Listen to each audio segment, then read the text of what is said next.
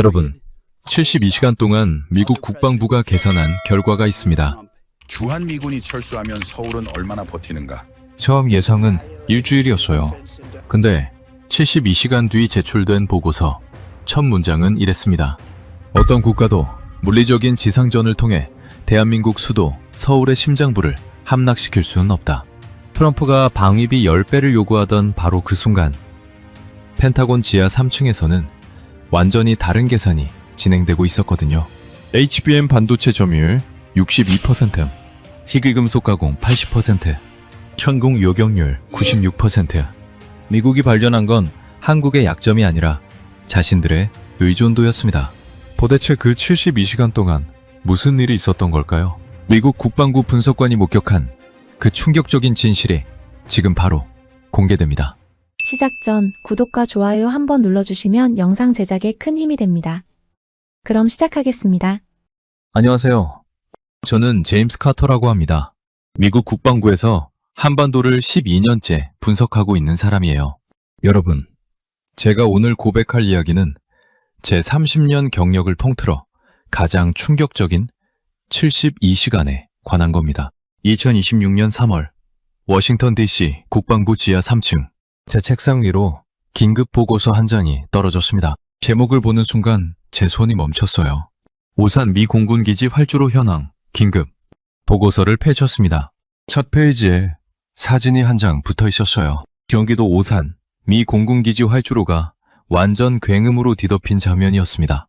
77 수송기들이 줄줄이 하늘로 솟구쳐 올랐고 엄청나게 덩치 큰 대형 수송기들이 한 대, 두 대, 10대가 넘게 이륙하고 있었어요. 여러분, 이 비행기들이 기술을 돌린 곳이 어딘지 아세요? 바로 중동이었습니다. 이란과 이스라엘 사이에 전면전 위기가 터지면서 그동안 한반도를 든든하게 지키고 있던 미군의 핵심 전력들이 실시간으로 쑥쑥 빠져나가고 있는 진짜 충격적인 상황이 벌어진 거죠. 다음 페이지를 넘겼습니다. 더 심각한 내용이 적혀 있었어요. 경북 성주에 있던 그 고고도 미사일 방어 체계, 사드, 아시죠? 그 핵심 장비들마저 중동 전선으로 차출되고 있다는 소식이었습니다. 저는 커피를 한 모금 마셨어요. 식어 빠진 커피가 목구멍을 타고 내려갔습니다. 그런데 여기서 끝이 아니었어요. 제 손에 들린 세 번째 서류, 조선일보 단독보도, 스크랩이었습니다. 제목이 이랬어요. 주한미군 핵심 무기체계 1,000개 이탈. 무려 8개의 패트리어트 포대를 포함해서 1,000개가 넘는 미군 무기체계가 이미 한반도라는 방어선을 이탈해버렸다는 내용이었습니다. 저는 서류를 책상에 내려놨습니다. 손이 미세하게 떨리고 있었어요. 12년 동안 한반도를 분석해온 저도 이 정도 규모는 본 적이 없었거든요. 근데 엎친 데 덮친 격으로 저 바다 건너 워싱턴에서는 아주 대놓고 어마어마한 청구서를 들이밀고 있었습니다. 트럼프 대통령, 그분이 한국을 향해 뭐라고 했는지 아세요? 방위비를 10배 내라고 했어요. 연간 100억 달러. 한국 돈으로 치면 무려 14조 원이라는 말도 안 되는 액수였습니다. 심지어 한국을 향해 현금 인출기라는 진짜 굴욕적인 말까지 서슴지 않았어요.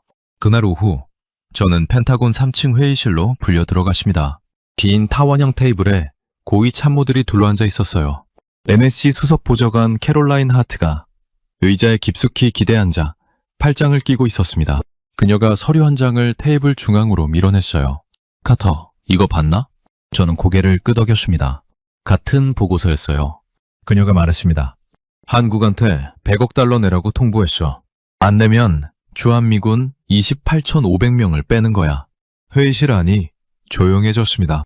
누군가 물 마시는 소리만 작게 들렸어요. 옆에 앉아있던 전략참모 랜들 모건이 빙긋 웃으며 말했습니다. 어차피 들어올 거야. 한국은 버튼만 누르면 돈 나오는 현금 인출기잖아. 몇몇 사람들이 웃었어요. 저도 따라 웃었습니다. 솔직히 그때 저도 그렇게 생각했거든요. 12년 동안 한반도를 분석하면서 제가 배운 건 하나였습니다. 한국은 미군 없이는 못 버틴다. 이게 워싱턴의 상식이었어요. 캐롤라인이 제 쪽을 봤습니다. 카터, 자네한테 임무 하나 줄게. 72시간 안에 보고서 하나 작성해줘. 주제는 이거야. 주한미군이 완전 철수하면 서울은 얼마나 버티는가. 제 등에서 식은땀이 흘렀습니다. 72시간. 3일이에요. 그 안에 한 나라의 생존 가능 시간을 계산하라는 거였습니다. 예상 결론은? 캐롤라인이 물었어요. 저는 잠깐 망설였습니다. 그리고 대답했습니다. 일주일이면 충분할 겁니다. 북한군 128만이 남하하면 서울은 제 말이 끝나기도 전에 랜들이 끼어들었어요. 일주일? 너무 길게 잡는 거 아니야? 휴전선에서 서울까지 고작 50km인데 사흘이면 끝날걸? 회의실에 웃음이 터졌습니다. 저도 어색하게 웃었어요. 하지만 제 머릿속 한구석에서는 이상한 느낌이 올라오고 있었습니다. 뭔가 놓치고 있는 게 있다는 느낌. 그게 뭔지는 아직 몰랐어요. 회의가 끝나고 저는 제 사무실로 돌아왔습니다. 창밖으로 워싱턴의 회색 하늘이 보였어요. 3월의 차가운 바람이 유리창을 흔들고 있었습니다. 저는 컴퓨터를 켰어요. 한반도 관련 파일을 열기 시작했습니다. 72시간. 제게 주어진 시간이었습니다. 그리고 그 72시간 뒤에 제가 발견하게 될 것은 서울의 약점이 아니었어요. 70년간 미국이 믿어왔던 모든 전제가 산산조각 나는 충격적인 진실이었습니다. 하지만 그때의 저는 아직 몰랐습니다. 제 손가락이 키보드 위에서 움직이기 시작했어요. 저는 그날 밤 사무실에 혼자 남았습니다. 건물 대부분의 불이 꺼졌고 복도는 텅 비어 있었어요. 오직 제 사무실 형광등만 하얗게 켜져 있었습니다. 커피를 5잔째 마시고 있었습니다. 제 앞에 펼쳐진 건 한반도 위성지도였어요. 빨간 선 하나가 한반도를 가로지르고 있었습니다. 휴전선, 그리고 그 아래 50km 지점에 서울이 찍혀 있었어요. 여러분, 솔직히 말씀드릴게요. 저도 처음에는 확신했습니다. 한국은 일주일을 못 버틸 거라고요. 아니, 어쩌면 랜들 말이 맞을지도 몰라요. 사흘이면 끝날 수도 있다고 생각했습니다. 왜냐고요? 숫자가 너무 명확했거든요. 휴전선에서 서울까지 4건 50km, 현대 기갑부대가 시속 40km로 달리면 1시간 거리예요. 북한군 128만 명, 한국군 상비군 50만 명. 단순 계산으로는 북한이 2.5배 많았습니다. 제 손가락이 계산기를 두드렸어요. 북한군 남하 예상 시간, 서울 외곽 도달 시간, 시가전 돌입 예상 시점. 숫자를 입력할수록 결론은 하나였습니다. 서울은 72시간을 버티기 힘들다. 보고서 첫 문장을 파이핑하기 시작했어요. 주한미군 철수 시 서울 방어 가능 시간 최대 72시간. 그런데 엔터키를 누르려던 제 손가락이 멈췄습니다. 뭔가 이상했거든요. 저는 다시 한반도 데이터 폴더를 열었어요. 최근 6개월간 한국 관련 보고서들을 쭉 훑어보기 시작했습니다. 그리고 첫 번째 이상한 점을 발견했어요. 한국의 주가지수였습니다. 화면에 코스피 차트를 띄웠어요. 2026년 1월 4,300포인트, 2월 말 6,000포인트 돌파. 한 달 만에 거의 40% 가까이 치솟은 겁니다. 여러분, 이게 언제였는지 아세요? 미국이 한국한테 100억 달러 내라고 압박하던 바로 그 시기였어요. 보통 이런 압박이 들어가면 주식시장이 흔들려요. 투자자들이 불안해하거든요. 일본이 그랬고 독일이 그랬습니다. 그런데 한국은 정반대였어요. 압박을 받으면서 오히려 50% 가까이 폭등했던 겁니다. 물론 3월에 큰 폭락이 있었어요. 3월 4일 코스피가 12% 폭락을 기록했습니다. 한국 증시 역사상 최악의 하루였죠. 그런데 이 폭락의 원인이 뭐였는지 아세요? 이란, 미국 전쟁 위기였습니다. 저는 화면을 뚫어지게 봤습니다. 이란 전쟁에는 무너졌지만 미국 압박에는 끄떡없었다. 한국 투자자들은 이란 전쟁은 두려워했지만 주한미군 철수는 두려워하지 않았다는 뜻입니다. 두 번째 이상한 점, 한국 언론의 반응이었어요. 조선일보, 중앙일보, 한겨레, 일면을 쭉 훑어봤습니다. 방위비 기사가 있긴 했지만 패닉 상태는 아니었어요. 오히려 차분한 분석 기사들이었습니다. 한미동맹 재조정 필요성, 자주 국방 강화 시점, 이런 논조였어요. 겁먹은 나라의 신문이 아니었습니다. 뭔가를 준비하고 있는 나라의 신문 같았어요. 세 번째, 이상한 점, 한국 국방 예산 집행 속도였습니다. 최근 6개월 데이터를 뽑아봤어요. 예산 집행 속도가 급증하고 있었습니다. 보통 나라들은 외부 압박을 받으면 돈을 아껴요. 당장 미국한테 14조 원을 뜯길지도 모르는 상황인데 내부 예산을 최대한 줄이는 게 정상이거든요. 그런데 한국은 반대였어요. 어디에 쓰는지 항목을 클릭해봤습니다. 연구개발비, 무기체계 구매, 군사시설 건설, 전부 장기 프로젝트들이었어요. 여러분, 겁먹은 나라는 장기 프로젝트에 돈을 안 씁니다. 만약 내일 전쟁 날지도 모르는데 3년짜리 연구개발에 돈을 쏟아붓겠어요? 안 그래요. 그런데 한국은 장기 프로젝트에 돈을 쏟아붓고 있었습니다. 마치 미군 철수 따위는 안중에도 없다는 듯이요. 저는 의자 등받이에 몸을 기댔습니다. 제 머릿속에서 뭔가가 맞물리기 시작했어요. 압박 속에서도 50% 급등한 주가, 차분한 언론, 급증하는 예산 집행, 이 세 가지가 동시에 일어난다는 건 하나를 의미했습니다. 이 나라는 지금 공포에 떨고 있는 게 아니다. 뭔가를 알고 있다. 저는 다시 컴퓨터 앞으로 몸을 당겼습니다. 한국군 전력평가 파일을 열었어요. 이 파일은 제가 10년 동안 업데이트해온 건데 솔직히 6개월에 한 번씩 대충 훑어보는 정도였거든요. 어차피 큰 변화 없을 거라고 생각했으니까요. 그런데 이번에는 달랐습니다. 한 줄 한 줄 꼼꼼하게 읽기 시작했어요. 그리고 5페이지를 넘긴 순간 제 손이 마우스 위에서 얼어붙었습니다. 글로벌 파이어 파워. 전 세계 군사력을 평가하는 가장 권위 있는 기관이에요. 2026년 1월 발표한 최신 순위가 업데이트되어 있었습니다. 한국의 순위, 세계 5위, 3년 연속이었어요. 1위부터 4위까지를 쭉 봤습니다. 미국, 러시아, 중국, 인도, 전부 핵무기 보유국들이었어요. 그런데 5위, 한국은 핵이 없었습니다. 핵 없이 순수하게 재래식 무기 체계만으로 세계 5위에 올라 있었던 거예요. 10년 전 한국은 9위였거든요. 10년 만에 매 계단을 올라온 겁니다. 저는 식어버린 커피를 한 모금 마셨어요. 쓴맛이 입안에 퍼졌습니다. 제 머릿속에서 한 가지 질문이 떠올랐어요. 우리가 한국을 너무 쉽게 본 거 아닌가? 창밖을 봤습니다. 워싱턴의 밤하늘에 별이 몇 개 보였어요. 시계를 봤습니다. 새벽 2시 30분. 72시간 중 6시간이 지났습니다. 아직 66시간이 남아 있었어요. 저는 새로운 파일을 열었습니다. 이번에는 제대로 파헤쳐볼 생각이었어요. 한국이 도대체 뭘 준비해왔는지 제 손가락이 다시 키보드 위에서 움직이기 시작했습니다. 저는 새로운 폴더를 하나 더 열었습니다. 한반도 지형 분석 파일이었어요. 10년 전에 만들어진 파일이었는데 솔직히 거의 열어본 적이 없었습니다. 지도에 표시된 거리 숫자만 보면 됐으니까요. 휴전선에서 서울까지 50km. 그게 전부였어요. 그런데 그날 밤 저는 처음으로 3D 지형도를 펼쳤습니다. 마우스를 클릭하자 평면 지도가 솟구쳐 올랐어요. 산맥들이 화면 위로 튀어나왔습니다. 저는 그 순간 숨이 멎었어요. 여러분, 제가 30년 동안 한반도를 분석하면서 뭘 놓치고 있었는지 아세요? 저는 지도만 봤어요. 땅의 높낮이는 보지 않았습니다. 휴전선에서 서울까지 직선거리 50km. 맞아요. 그런데 그 50km가 어떤 땅인지는 한 번도 제대로 들여다보지 않았던 겁니다. 화면을 돌려봤습니다. 북쪽에서 남쪽으로 시점을 움직였어요. 개성에서 서울로 내려오는 경로, 철원에서 서울로 내려오는 경로, 모든 경로를 하나하나 따라가 봤습니다. 그리고 제 등줄기를 타고 식은땀이 흘렀어요.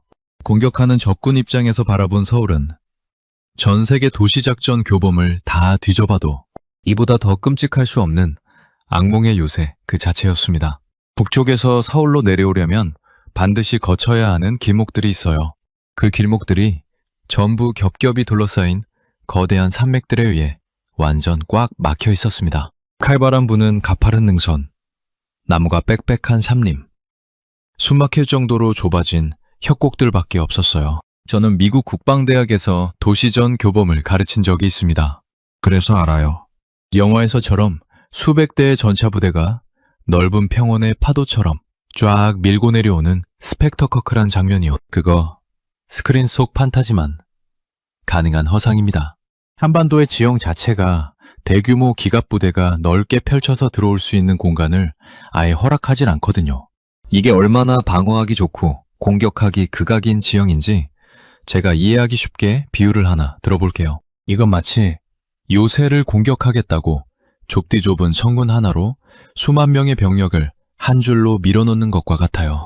뒤에 아무리 많은 군대가 있어도 들어갈 입구가 병목이면 무용지물인 겁니다. 반면에 방어하는 한국군은 고지대라는 엄청나게 유리한 위치에서 이 좁은 병목 구간에다 대고 화력의 비를 그냥 막 쏟아부을 수 있는 거예요.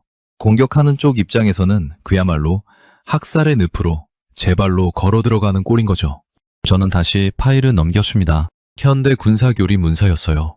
요새화된 도시를 점령하는 데 필요한 병력 비율, 방어군 대비 최소 5배에서 10배. 이게 군사학의 기본입니다. 제 손가락이 계산기를 두드렸어요. 한국 상비군 50만 명, 예비군 275만 명, 325만 명. 여기에 5배를 곱하면 1625만 명, 10배를 곱하면 3250만 명이에요. 저는 잠깐 멈췄습니다. 3250만 명. 이 숫자가 얼마나 말도 안 되는지 비교를 해볼게요. 지금 영국 정규군 전체 다 합친 게 15만 명이고 프랑스가 20만 명 수준이에요. 우리 대한민국 예비 전력만 다 합쳐도 유럽 대륙 반기 좀 낀다는 주요 군사 강국 10개국 전체 병력을 합친 것보다 훨씬 거대하다는 뜻입니다. 그럼 계산이 딱 나오죠. 서울을 타격하려는 적군 입장에서는 수학적으로 계산해봐도 최소 1,500만에서 3천만 명에 육박하는 병력을 이 한반도에 쏟아부어야 한다는 결론이 나옵니다. 근데 이 거대한 병력을 바다를 건너서 실어 나르고 총알, 밥, 기름, 약 같은 걸 실시간으로 다 보급하면서 저 험준한 산악 지형으로 밀어 넣어야 한단 말이에요. 저는 다른 파일을 열었습니다. 과거 미군의 병력 투입 사례였어요. 세계 최고 병참 능력을 자랑한다는 천조국 미군조차도 과거에 이라크 모래판에 지상군 15만 명을 보내는데 무려 6개월이라는 시간하고 천문학적인 돈을 쏟아부었습니다. 15만 명 옮기는데 6개월. 그럼 3천만 명은요? 저는 계산기를 내려놨어요. 이건 군사 물리학적으로 아예 성립조차 안 되는 완전 판타지 소설이었습니다. 북한 상비군 128만 명이라는 것도 까고 보면 허상에 불과해요. 걸어서 내려온다 쳐도 그들 대부분은 후방 통제해야 하죠. 그 긴 해안선을 지켜야 하죠. 붕괴 직전인 북한 체제를 유지하는 데 묶여 있어서 실제로 남쪽으로 쳐들어올 수 있는 알짜배기 전투 병력은 진짜 얼마 안 됩니다. 저는 의자에서 일어났습니다. 창문 앞으로 걸어갔어요. 워싱턴의 새벽 하늘이 조금씩 밝아오고 있었습니다. 제 손에 들린 서류 뭉치를 내려다봤어요. 72시간을 못 버틴다고요? 일주일이면 끝난다고요? 지상에서 6탄전으로 서울 방어선을 찢어갈 수 있는 군대. 단언컨대 지구상에 없습니다. 제 머릿속에서 랜들 모건의 목소리가 들렸어요. 사흘이면 끝날걸? 저는 쓴 웃음을 지었습니다. 우리가 얼마나 오만했는지 이제야 보이기 시작했어요.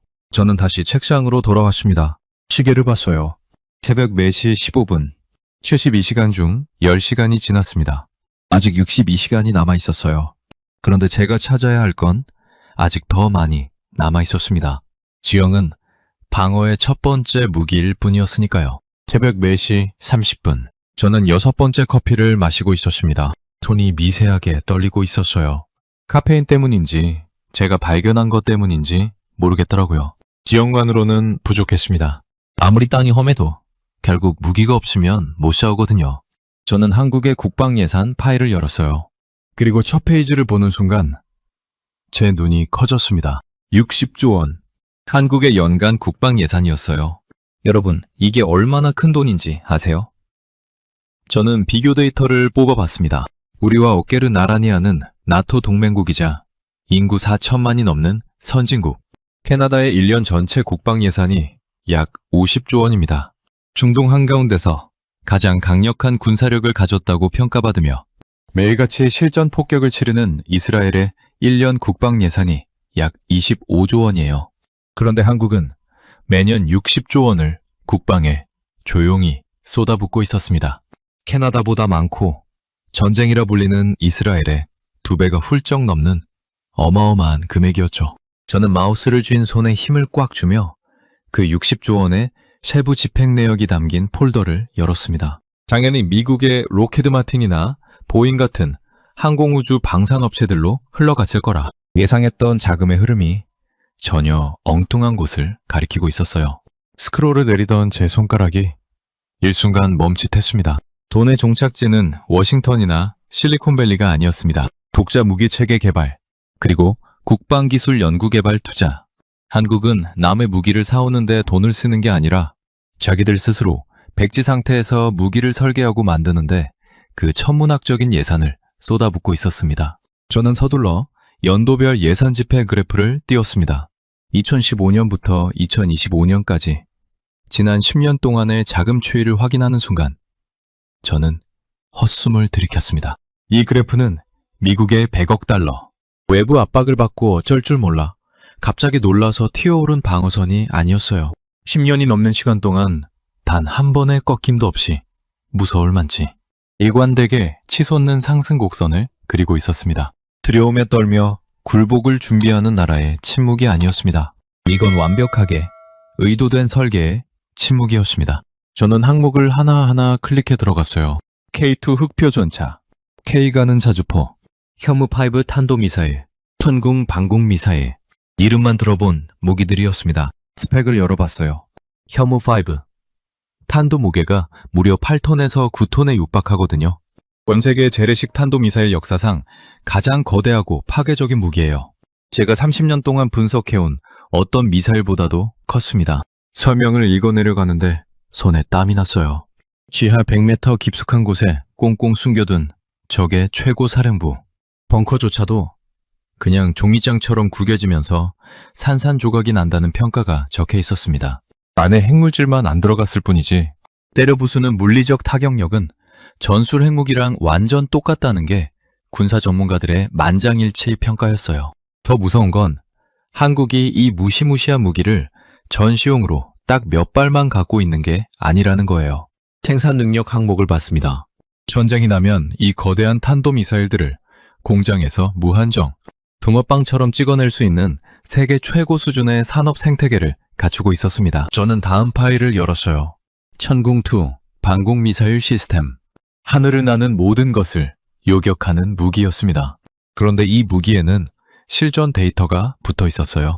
2026년 3월 초 이란이 아랍에미리트를 향해 탄도미사일과 순항, 미사일, 자폭 드론까지 다 섞어서 엄청난 공격을 퍼부었다는 보고서였습니다. 수십 발의 불기둥이 UAE 하늘을 찌르고 들어오는 완전 절체절명의 위기 상황이었죠. 이때 이란의 미친 공격을 싹 다 막아낸 핵심 방공망이 누군지 아세요?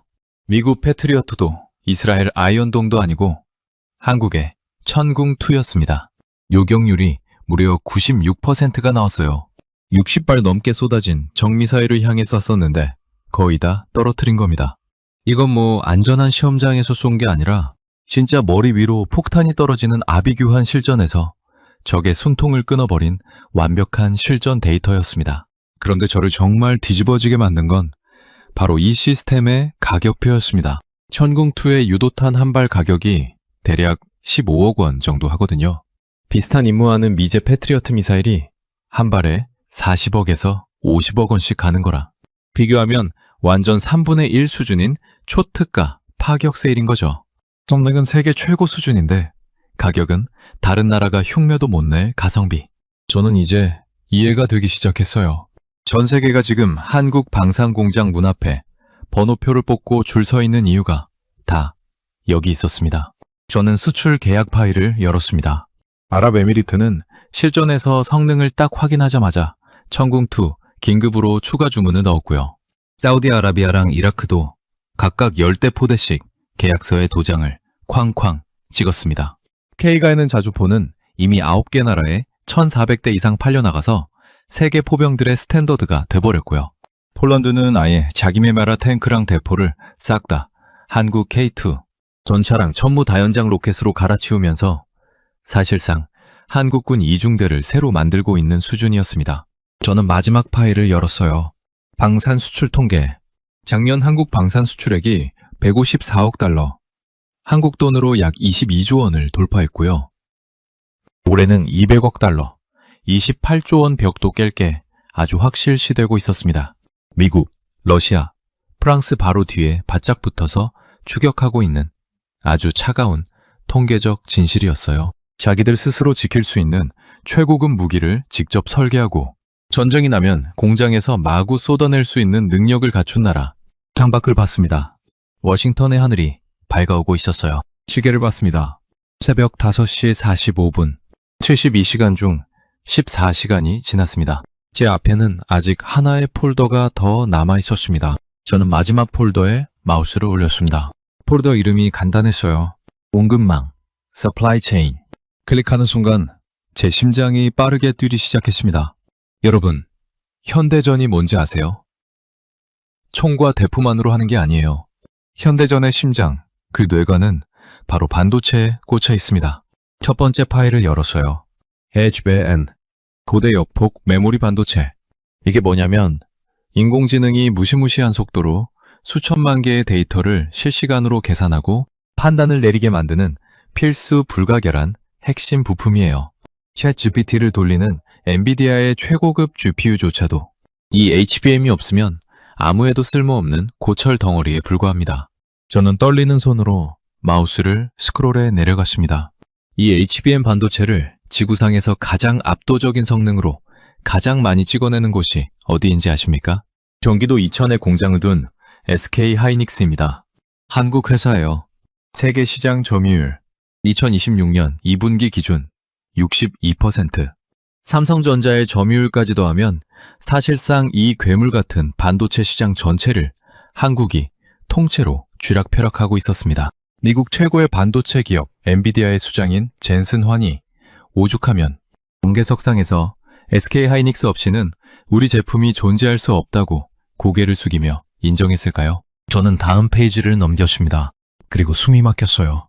미국 국방부 AI 무기체계 의존도 분석 보고서였습니다. 작성 날짜가 2025년 12월. 불과 석 달 전 문서예요. 보고서 요약란에 적힌 한 줄. 한국산 HBM 공급 중단 시 미 국방부 차세대 무기체계 가동 중지 예상 시간 72시간. 저는 화면에서 눈을 뗄 수가 없었습니다.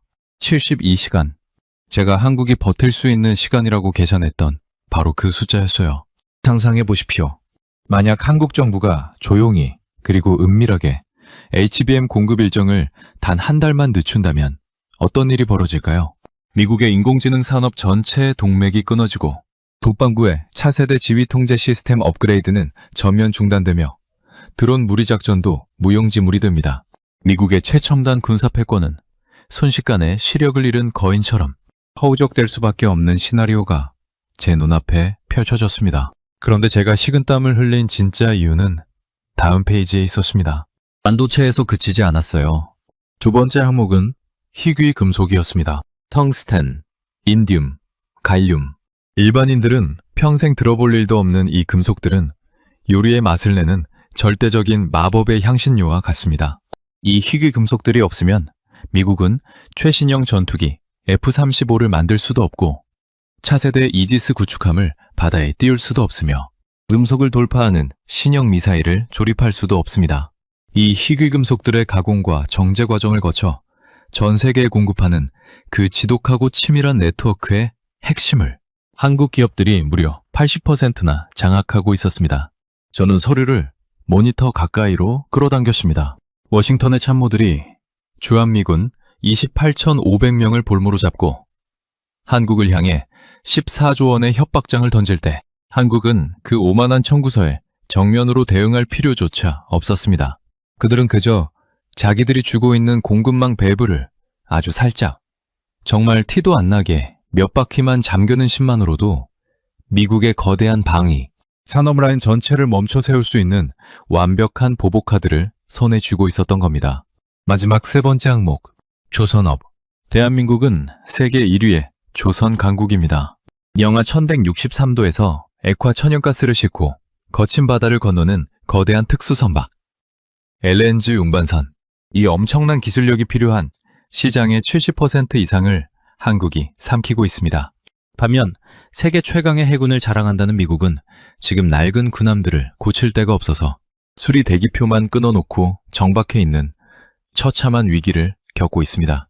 자국 조선소들의 능력이 바닥을 치면서 미 의회에서조차 제발 한국 조선소에 미 해군의 정비를 맡겨야 한다는 굴욕적인 법안이 오르내릴 정도였습니다. 100억 달러 협박. 무릎 꿇리려는 미국과 그 미국이 정비해주지 않으면 바다에 배도 띄우기 버거운 현실. 저는 의자에 깊숙이 등을 기대며 천장을 올려다봤습니다. 숨이 턱 막혔어요. 도대체 한국은 언제부터 이런 치밀한 괴물이 된 걸까? 제 기억의 테이프가 1997년 외환위기 시절로 빠르게 감겨 올라갔습니다.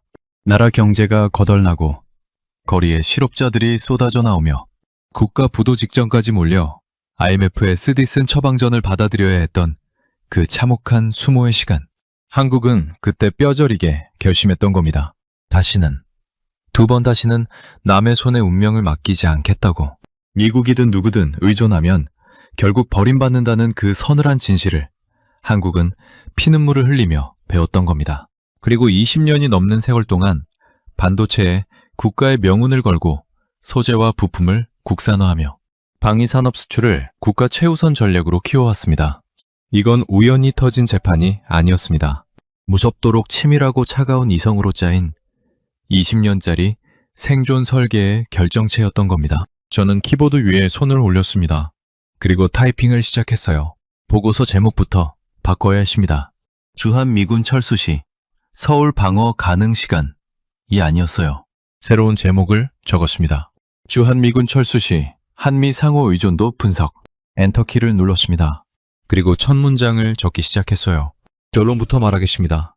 지구상의 그 어떤 나라도 물리적인 지상전을 통해 대한민국 수도 서울의 심장부를 함락시킬 수는 없습니다. 타이핑을 멈췄습니다. 창밖을 봤어요. 워싱턴의 아침 해가 떠오르고 있었습니다. 시계를 봤습니다. 오전 7시 15분. 72시간 중 16시간이 지났습니다. 제 머릿속에서 캐롤라인 할트의 목소리가 들렸어요. 한국은 버튼만 누르면 돈 나오는 현금 인출기잖아. 저는 쓴웃음을 지었습니다. 우리가 누구 목줄을 쥐고 있다고 착각한 걸까요? 이 보고서를 올리는 순간 펜타곤 전체가 발칵 뒤집힐 게 분명했습니다. 오전 9시, 저는 펜타곤 3층 회의실 문 앞에 서 있었습니다. 손에 든 보고서가 무겁게 느껴졌어요. 72시간이 아니라 18시간 만에 완성한 보고서였습니다. 더 이상 기다릴 수가 없었거든요. 문을 열었습니다. 파원형 테이블에 고위 참모들이 이미 앉아 있었어요. 베네시 수석 보좌관 캐롤라인 하트, 전략참모 랜들 모건, 그리고 국방부 차관까지 모두 저를 보고 있었습니다. 카터, 빠르네. 아직 54시간이나 남았는데. 랜들이 커피를 홀짝이며 말했어요.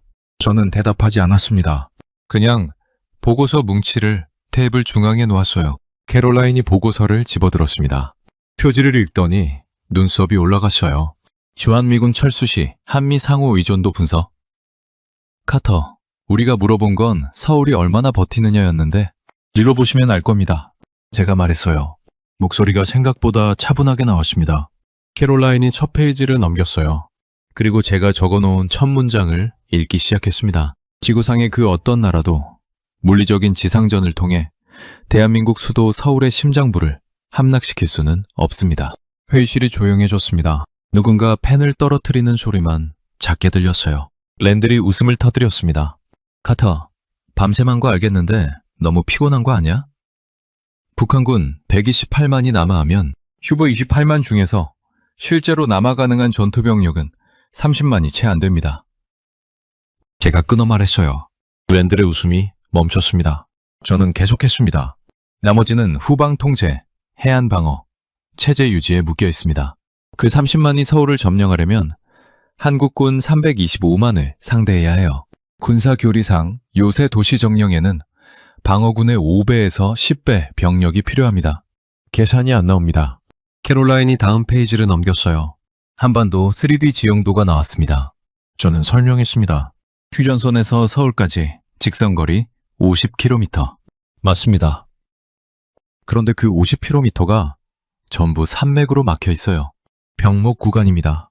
뒤에 100만 대군이 있어도 들어갈 입구가 좁으면 무용지물이에요. 밤어근은 고지에서 화력을 쏟아붓기만 하면 됩니다. 국방부 차관이 안경을 벗었습니다. 그리고 물었어요. 그럼 공중폭격은? 미사일은? 한국은 3층 방공망을 갖추고 있습니다. 천궁, 패트리어트, 그리고 엘셈. 2026년 3월 UAE에서 천공2가 이란 미사일 60발 중 64발을 요격했습니다. 요격률 96%. 실전 검증된 수치입니다. 저는 다음 페이지를 넘겼어요. 현무5 미사일 사진이 나왔습니다. 현무5. 탄두 중량 8에서 9톤. 전술 핵무기급 파괴력입니다. 지하 100m 벙커도 관통합니다. 한국은 이걸 양산할 수 있는 체계를 갖췄어요. 선제 타격 능력입니다. 랜들이 서류를 뺐듯이 가져갔습니다. 페이지를 빠르게 넘기더니 한 페이지에서 멈췄어요. HBM 반도체 페이지였습니다. 이게 뭔 소리야? 웬들의 목소리가 떨렸어요. 저는 차분하게 설명했습니다. SK 하이닉스, HBM 반도체 세계 점유율 62%. 우리 국방부 AI 무기 체계가 전부 이 반도체로 돌아갑니다. 한국이 공급을 끊으면 72시간 안에 우리 차세대 무기 시스템이 멈춥니다. 그게 무슨... 더 있습니다. 희귀금속 가공 80% 한국 장악, F-35 제작에 필수입니다. 조선업 세계 1위. 우리 해군 군함 정비를 한국 없이는 못합니다. 저는 마지막 페이지를 펼쳤어요. 방산 수출 통계였습니다. 한국은 작년에 154억 달러어치 무기를 수출했습니다. 세계 4위예요. 폴란드가 K2 전차 980대, K9 자주포 672문을 샀습니다. 나토 회원국이 미국 대신 한국을 선택했어요. 이유는 간단합니다. 납품이 빠르고 성능이 좋고 가격이 쌉니다. 헤이실이 얼어붙었습니다. 캐롤라인이 보고 저를 덮었어요. 그리고 저를 똑바로 봤습니다. 카터, 자네 지금 뭘 말하는 건가? 말씀드린 그대로입니다. 주한미군이 철수해도 서울은 함락되지 않습니다. 오히려 우리가 한국 공급망 없이 첨단 무기 체계를 유지할 수 없어요. 누가 누구한테 의존하고 있는지 다시 계산해야 합니다. 웬들이 벌떡 일어났습니다. 이건 말도 안 돼. 70년 동안 우리가 지켜준 나라가 70년 동안 우리가 믿고 싶었던 이야기일 뿐입니다. 제가 끊어 말했어요. 랜들이 입을 다물었습니다. 저는 계속했습니다. 한국은 1997년 IMF 이후 20년 동안 준비했습니다. 반도체, 조선, 방산, 희귀금속 전부 국가 전략이었어요. 우리가 현금 인출기라고 부르며 비우는 동안 그들은 우산 밖에서 살아남을 방법을 만들고 있었습니다. 캐롤라인이 긴 한숨을 쉬었습니다. 그리고 물었어요. 그럼 자네 결론이 뭔가? 14조 원 청구서는 철회해야 합니다. 한국이 테이블을 박차고 나가는 순간 우리가 더 큰 걸 잃습니다. 저는 마지막 페이지를 넘겼어요. 새로운 협상안이 적혀 있었습니다. 방위비 인상 대신 기술 파트너십을 제안합니다. HBM 우선 공급권, 방산 기술 협력, 조선 협력, 돈이 아니라 기술로 동맹을 재설계해야 합니다.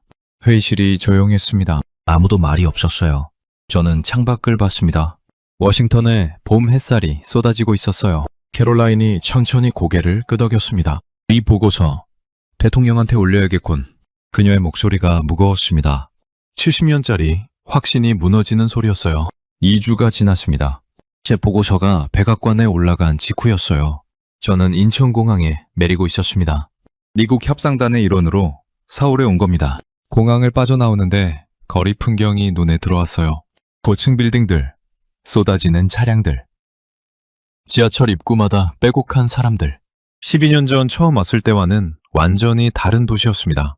아니, 제가 다르게 보고 있었던 거겠죠? 협상 첫날 오전, 서울 시내 한 호텔 회의실, 테이블을 사이에 두고 양국 대표단이 마주 앉았습니다.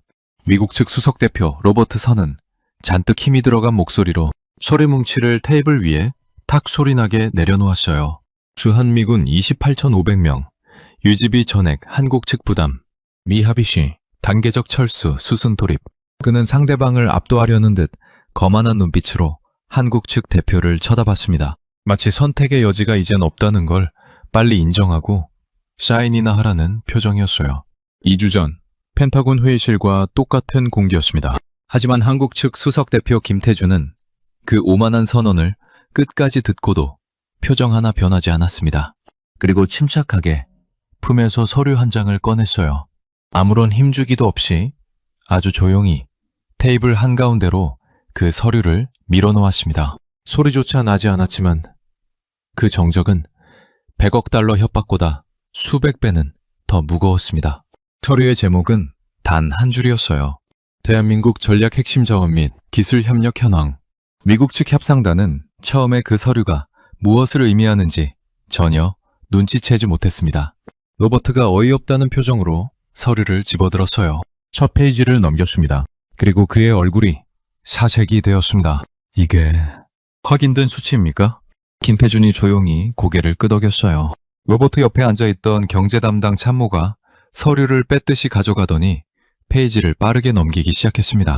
HBM 역 12%, 희귀금속 80%, 조선업 70%. 숫자를 읽어내려 가던 그의 손이 떨리기 시작했어요. 잠깐, 회의를 정회하겠습니다. 로버트가 급하게 말했습니다. 미국 측 협상단이 우르르 회의실을 빠져나갔어요. 저도 따라 나갔습니다. 복도에서 로버트가 워싱턴에 긴급 전화를 걸었습니다.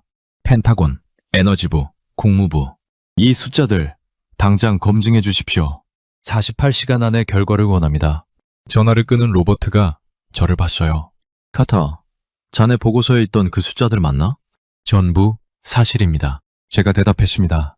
로버트가 벽에 등을 기댔어요. 그의 이마에 땐이 맺혀 있었습니다. 48시간.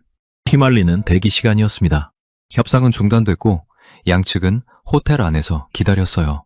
저는 그 시간 동안 서울 거리를 걸었습니다. 남산타워가 보이는 길을 따라 올라갔어요. 정상에서 서울을 내려다봤습니다. 북한산, 도봉산이 서울을 빈 둘러싸고 있었어요. 한강이 도시 한가운데를 가르고 있었습니다. 제가 72시간 동안 모니터로 봤던 그 지형이 눈앞에 펼쳐져 있었어요. 여러분, 그때 저는 깨달았습니다. 이 도시는 처음부터 요새였어요. 자연이 만든 성벽 안에서 1,000만 명이 살아가고 있었습니다. 우리가 지켜준 게 아니었어요. 이 땅 자체가 그들을 지키고 있었던 겁니다. 48시간이 지났습니다. 워싱턴에서 긴급 전문이 날아왔어요. 로버트가 전문을 읽더니 의자에 털썩 주저앉았습니다. 전부 확인됐습니다. 그의 목소리가 갈라졌어요. 저는 아무 말도 하지 않았습니다. 할 말이 없었거든요. 협상이 재개됐습니다. 이번에는 분위기가 완전히 달랐어요. 로버트가 먼저 입을 열었습니다. 한국 측의 전략적 가치를 재평가할 필요가 있다고 판단됩니다. 김태준이 조용히 웃었어요. 비웃는 게 아니었습니다. 슬픈 웃음이었어요. 70년 동안 우리는 미국을 믿었습니다. 동맹을 믿었어요. 그런데 미국은 우리를 현금 인출기라고 불렀습니다. 그래서 우리는 준비했어요. 홀로 서는 법을요. 회의실이 조용했습니다. 김태준이 계속했습니다. 하지만 우리는 아직도 동맹을 원합니다. 다만 이제는 평등한 동맹이어야 해요. 한쪽이 일방적으로 보호하고 다른 쪽이 돈만 내는 관계가 아니라 서로가 서로를 필요로 하는 진짜 파트너십 말입니다. 로버트가 고개를 끄덕였습니다. 그리고 새로운 제안서를 꺼냈어요. 14조 원 청구서는 거기 없었습니다. 대신 기술협력, HBM 우선 공급, 방산 공동개발, 조선 파트너십이 적혀 있었습니다. 잽상은 3일 더 계속됐습니다. 그리고 마지막 날, 양측 수석 대표가 악수를 나눴어요. 70년 동안 이어져온 일방적인 수직관계, 보호자와 피보호자의 굴레가 이 방안에서 완전히 박살났습니다. 한국이 당당하게 동등한 자리에 앉아 미국과 마주보는 역사적인 순간이었습니다. 돈 대신 기술로, 일방 대신 상호로 동맹의 성격이 완벽하게 재설계된 겁니다. 협상이 끝나고 저는 김태준에게 부탁을 했습니다. 한 가지만 여쭤보고 싶습니다. 제가 한국으로 오기 전에 꼭 보고 싶은 곳이 있습니다. 어디입니까? 창원입니다. 강산 공장을요. 김태준이 잠시 저를 봤어요. 그리고 조용히 고개를 끄덕였습니다. 협상이 끝나고 사흘 뒤 저는 경상남도 창원에 있었습니다. 김태준이 직접 안내를 자청했어요. 공항에서 1시간을 달려 도착한 곳은 거대한 방산 공장이었습니다. 입구에서 안전모를 받았어요. 김태준과 함께 공장 안으로 들어섰습니다. 매캐한 철과 기름 냄새가 훅 끼쳐왔어요. 거대한 기계들의 웅장한 진동이 발바닥을 타고 올라왔습니다. 수많은 기술자들이 땀 범벅이 된 얼굴로 묵묵히 각자의 위치에서 새를 깎고 용접 불꽃을 튀기고 있었어요. 여러분, 저는 그때 깨달았습니다. 제가 72시간 동안 모니터로 봤던 숫자들 뒤에 사람이 있었다는 걸요. 김태준이 한 작업대 앞에 멈춰 섰습니다. 소개하겠습니다. 박정태 수석기술관입니다.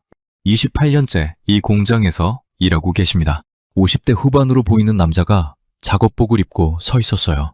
손에는 마이크로미터를 쥐고 있었습니다. 전차 부품 하나를 정밀하게 계측하고 있었어요. 그의 손가락에는 굳은 살이 박혀 있었습니다. 안녕하십니까? 제가 인사했어요. 박정태가 고개를 끄덕이며 웃었습니다. 그리고 작업대 위를 손으로 가리켰어요. 설계도가 펼쳐져 있었습니다. 온통 한글로 빼곡하게 적혀 있었어요. 10년 전만 해도 이 자리에는 영어랑 독일어로 된 도면이 놓여 있었습니다. 박정태가 말했어요. 목소리가 차분했습니다. 남의 나라 기술을 비싼 돈 주고 사다가 조심스럽게 조립하는 게 전부였어요. 부품 하나 고장나면 외국 본사에 전화해서 사정하고 매뉴얼 한 줄 이해하려고 사전 뒤적이던 시절이 있었습니다. 그가 한글 도면을 쓰다듬었어요. 이제는 우리가 백지부터 선을 긋고 설계합니다. 우리 땅에서, 우리 말로, 우리 손으로요. 그리고 지금은 저 서양 사람들이 우리한테 와서 기술 좀 알려달라고 고개를 숙입니다. 저는 그의 손을 봤습니다. 굳은 살 사이로 기름때가 끼어 있었어요. 28년. 그는 젊은 시절을 전부 이 공장에서 보냈습니다.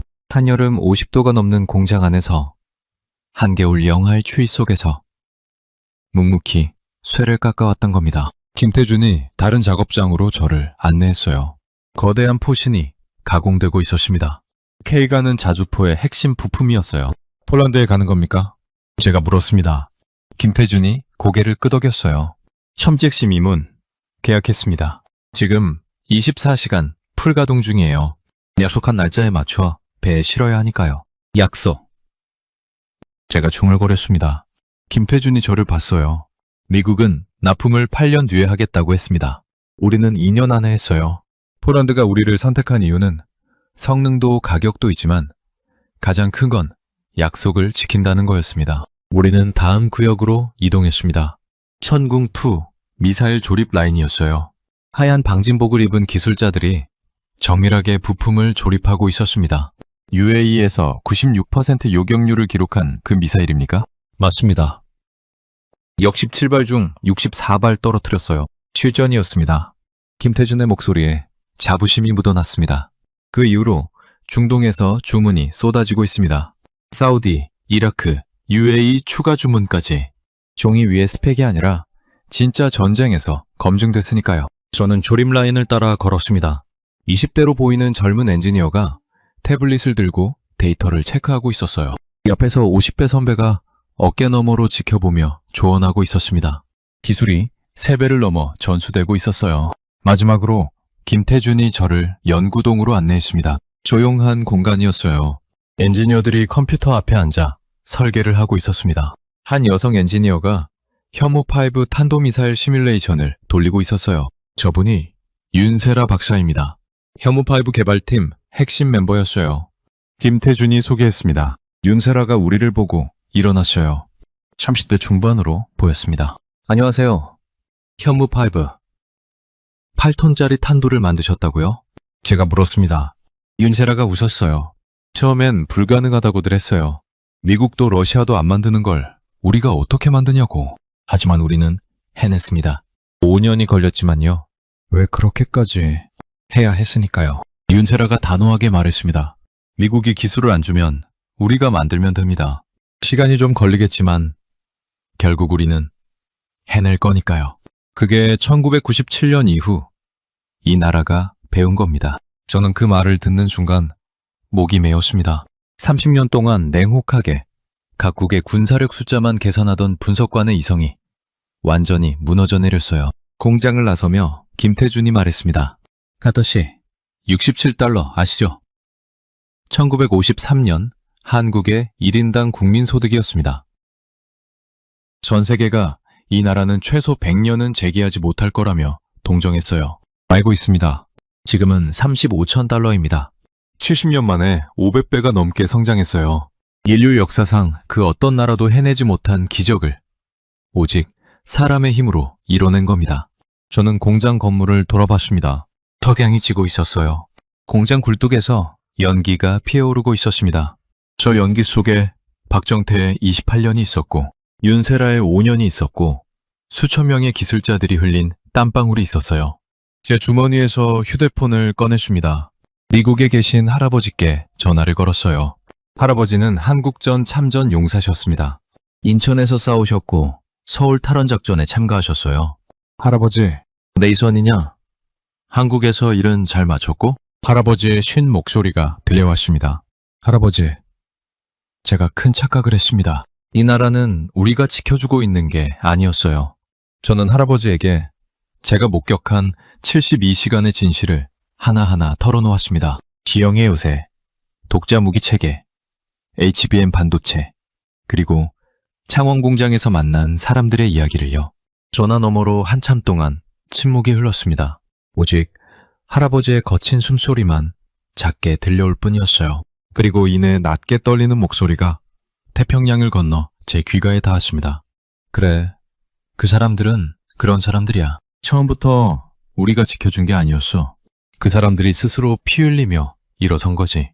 전화를 끊고 저는 창원 하늘을 올려다봤습니다. 별이 하나둘 떠오르고 있었어요. 지구상의 그 어떤 나라도 물리적인 지상전을 통해 대한민국 수도 서울의 심장부를 함락시킬 수는 없습니다. 이제 저는 그 이유를 압니다. 숫자 때문이 아니라 사람 때문이에요. 여러분, 제임스 카터의 이야기 여기까지입니다. 70년 만에 500배 성장한 이 나라를 만든 건 여러분 한 분 한 분의 땀이었습니다. 여러분은 대한민국의 어떤 모습이 가장 자랑스러우신가요? 댓글로 한 말씀 남겨주세요. 지금까지 감동의방이었습니다. 끝까지 시청해주셔서 감사합니다. 주셔서 감사합니다. 주셔서 감사합니다. 주셔서 감사합니다.